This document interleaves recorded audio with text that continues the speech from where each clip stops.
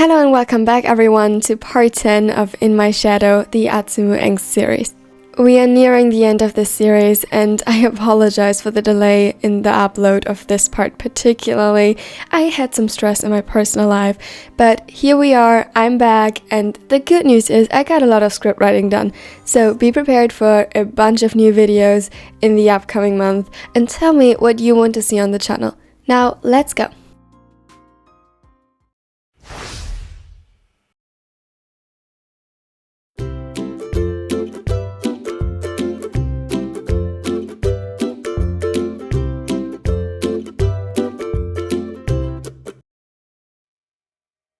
I hear you wish to be discharged.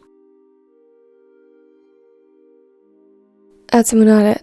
It had been 10 minutes before Kimura reappeared with the doctor in tow this time. After this, he definitely needed to think of a way to show her his gratitude. The 10 minutes had been enough to clear his head further and urgency to return to his mind. He needed to get home as quickly as possible. He needed to assure himself that his boyfriends were okay. He needed to see it with his own eyes. And he needed to apologize for so many things. Broken promises, and to Samu for Suda's injury. It got to this because of his own foolishness. How are you feeling? And please be honest. Atsumu sighed. He had to endure enough physical exams as an athlete to know that there was no use in lying and that his best chance to get out of here quickly was honesty. That was, if he didn't want to fight his way out of here against medical advice, which would look pretty bad. Still a bit dizzy. Pain's about 3 or 4 now that the anesthesia is gone, but it's bearable. I don't live alone. I have 3 partners that will take care of me. He nodded and inspected the wounds closely once more. He looked at his eyes, which shining a bright light at them. Alright, the stitching seems stable, a clear wound dressing has been applied above and secured with medical tape. Please make sure not to touch it. If you feel up to the task, and as long as you get adequate rest at home and come in for follow-ups the next days, you are free to go. For now.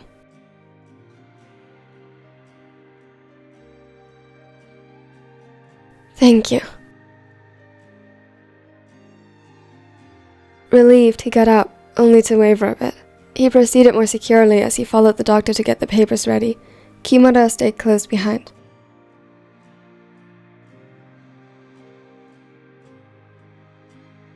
Once they were outside, Atsumu immediately tensed. He half expected the telltale steps to appear behind him, but when they did, they weren't Haru's, but Kimura's, reminding him silently that he was safe.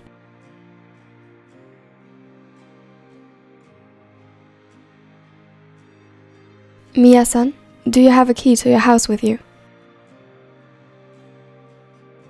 Yes, why? He wrapped his jacket around himself more tightly as an uncomfortable rainy wind greeted them. It was cold, just like before, and in the dark that still persisted, he could almost feel the cold blade to his back again. The officer sent to your home encountered no one there. When we arrive, given what you told me about the previous instances, please wait outside until we checked everything. He nodded hesitantly, was sitting down in the car as she told him to do.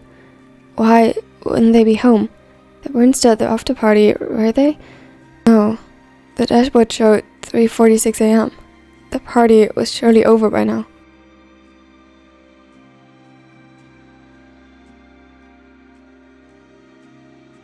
He gulped, realizing for the first time how much time had actually passed. What happened in the meanwhile that he wasn't aware of? Anxious, he watched as the dark silhouettes of the houses rushed past them, waiting for something familiar. As soon as their house came into view, he was at the edge of his seat, though his heart sank when he noticed their car was missing. Why weren't they at home by now? Were they still out searching for him? What if Haru found them first? His blood froze in his veins, and one after another horror scenario rushed through his mind as he opened the door for the officers and waited. Kimura stayed with him for his protection, for which he was again deeply grateful.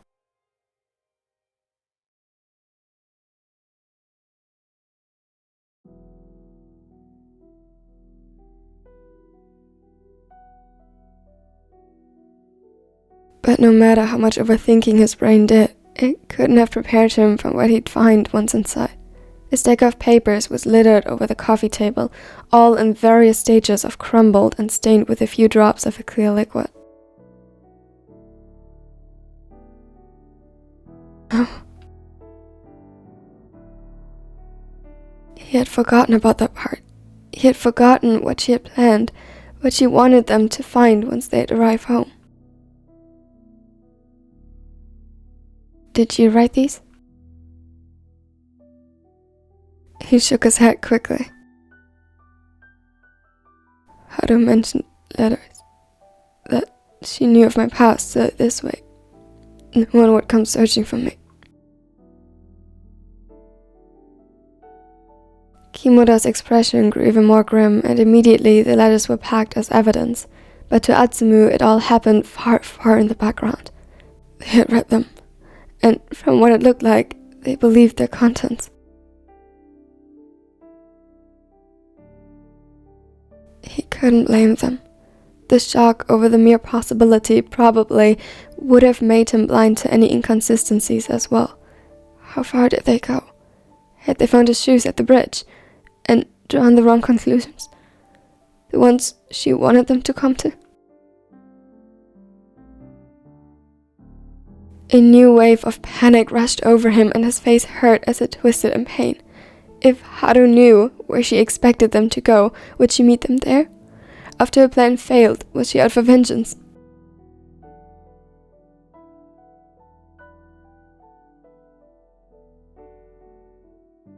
He was shaking, but before he could voice his fears, the room got illuminated from the kitchen window as a car parked before their house.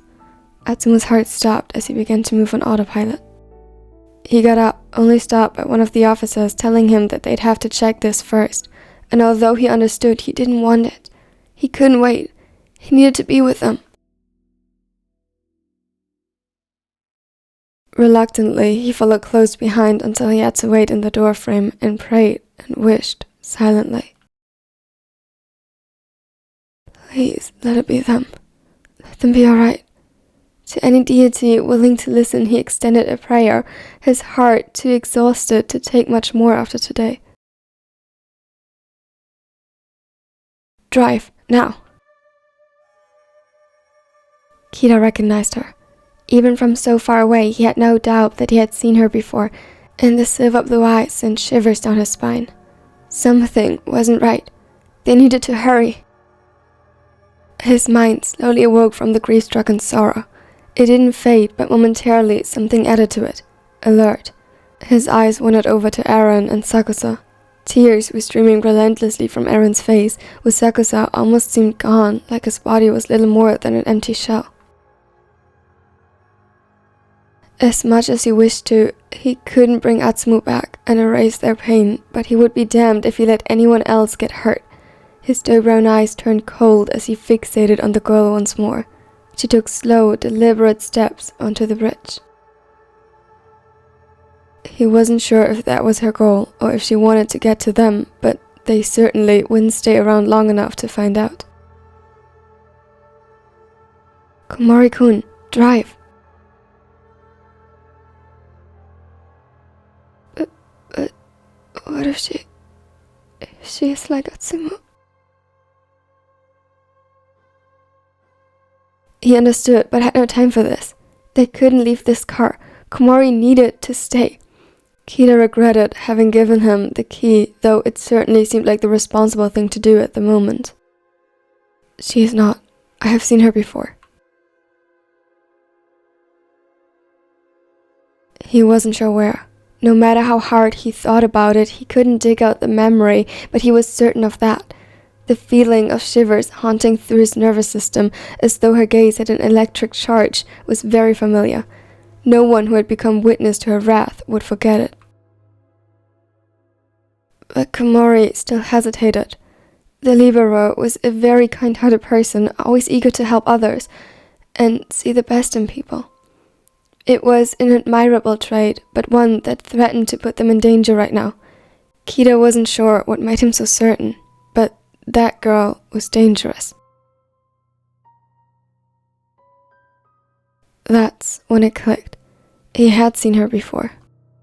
But not just once. She was like a constant shadow dancing around in his peripheral vision. The only time they came face to face was after a game when he caught her trying to sneak into the changing rooms.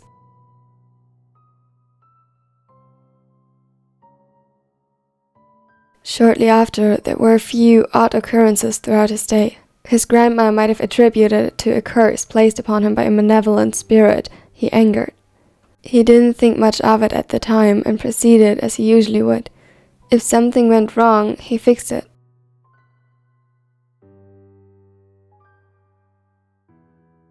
If something went missing, he replaced it, and if a task was unsuccessful, he repeated it and slightly altered his approach until he was satisfied with the result. That was just how Kida is. And ultimately, his patience conquered that of the malevolent spirit, without him paying thought to it. Now, however, he saw the events in a different lighting. He wasn't certain, but almost, that this malevolent spirit of sorts was standing right before him. And if she danced in his peripheral vision, who was to say that he had been her main objective?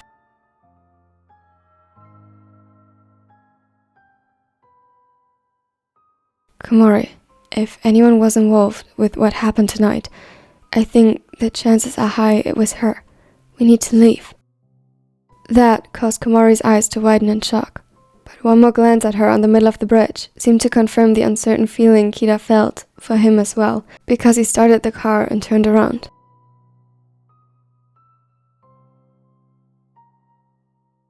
Kida watched her vanish in the distance in the side mirror to make sure she wouldn't follow them, and maybe, just maybe to be certain she wouldn't suddenly grow a foxtail or spider legs like a Yorogum.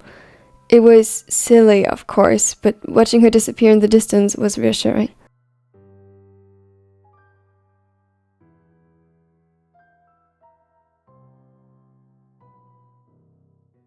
Only when out of sight, Kida let himself sink back into his seat.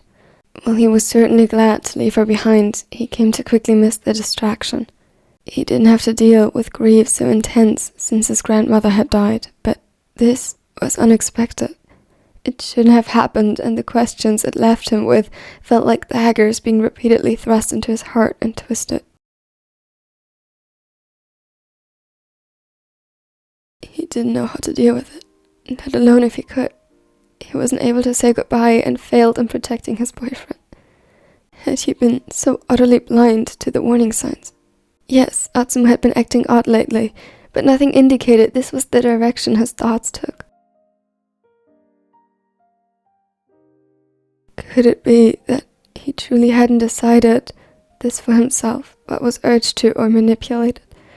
Kida was almost certain that if someone meddled with the situation, it had been that girl, but to what extent? How much of a coincidence was it that she showed up at the bridge mere hours after it happened?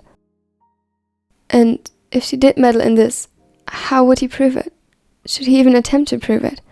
So many things didn't make sense. Or maybe he just didn't want them to make sense, because that would mean admitting that he had failed him, that ultimately he hadn't been vigilant or attentive enough. It would mean that he could have prevented it, but didn't. A sudden wetness assembled on his face, and as he brought up his hand to wipe it away, he stared in refusal to understand at the tears. If he had failed him, he wasn't allowed to shed tears. It was his fault. It meant he didn't just fail him, but all of them.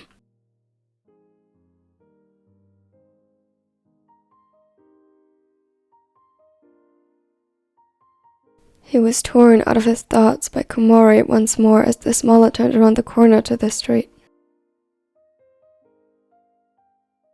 What is the police doing here?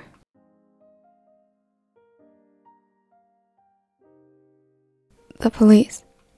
Kira looked up, and yes, there were 2 police cars parking in front of the house, leaving just enough space for them to park in their driveway. Kira hadn't even thought about the list of calls he'd have to make, but obviously someone had done this first one for him. Perhaps someone saw him from their window and called them, or didn't even want to think about Atsumu's body being found already. While he hoped they'd be able to retrieve it, it would also mean, once and for all, that it was real, and he couldn't bear that. Next to him, he heard some shuffling. Aaron looked at the cars distraught, clearly having come to the same conclusion, while Sakusa's eyes were still vacant. Atsumu, who had been suspiciously quiet ever since, looked green in the face and pressed a hand over his mouth before averting his gaze. None of them were ready for this. I got it. I'll talk to them.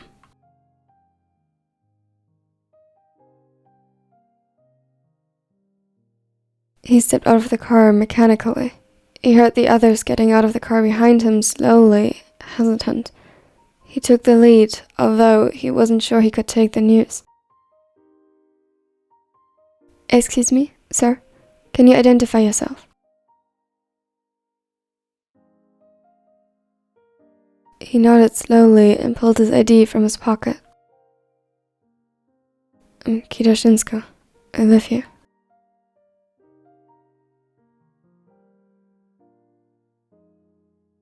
She nodded before inspecting the group around the car. Who are the people accompanying you? Sakusakiyami, Aranajiro, Kumari Motoya, and Miya Asumu, 2 of which live here as well. One is description and information checkout. You can let him come over.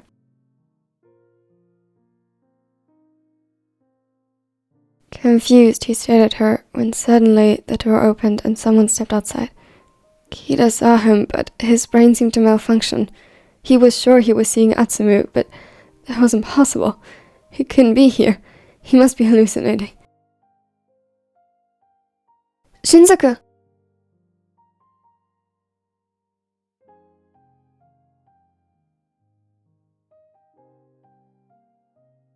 Okay, so, how about you don't hate me for this cliffhanger, and in exchange, I'll try to upload the next part tomorrow?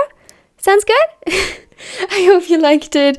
I'm really sorry that this one was late, but I tried my best, I swear, and I will try my best to upload daily again these coming days, weeks, months, whatever, though I'm busy with my college application, so that takes some time. Special thanks to my nerdy neckos. Everyone else, consider if you also want to become a nerdy necko.